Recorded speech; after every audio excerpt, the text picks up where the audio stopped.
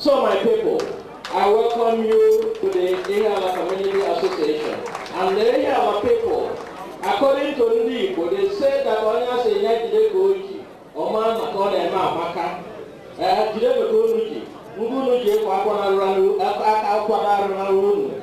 So keep it up, keep on what you're doing something wonderful. And I hope everybody here this evening, the chief launcher, remember, that is in your department when the time comes. You've got to make sure we raise 25,000, 30,000 pounds tonight. Okay? Thank you very much. You are warmly welcome.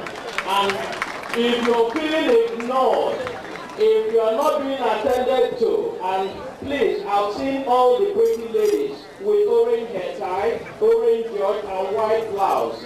Go to any of them, and the gentlemen in white regalia.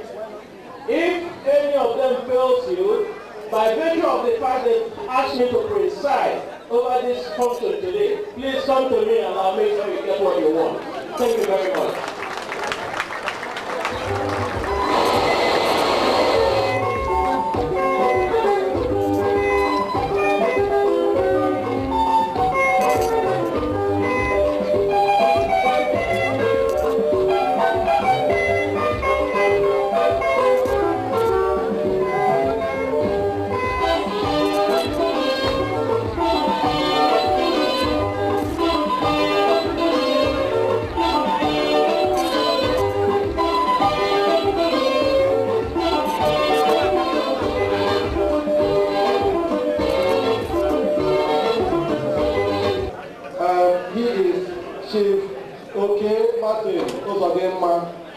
Chief Martin Ozadema is the president of People's Club, London branch, and a powerful member of the Council of Igbo Communities.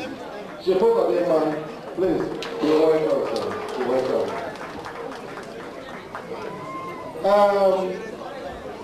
The chairman, Odo is like Ike Kemadodika, Amagatuno Ike Koyi.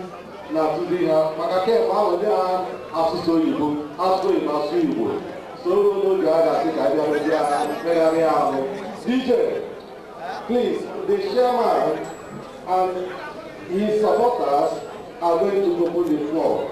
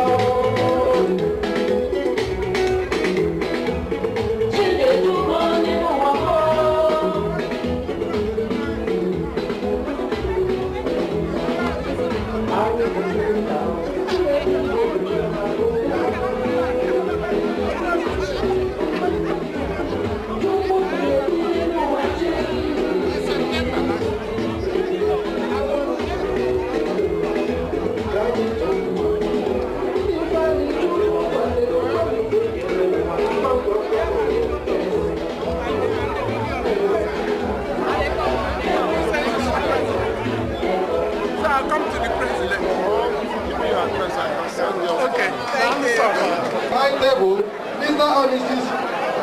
Otokito, Mr. and Mrs.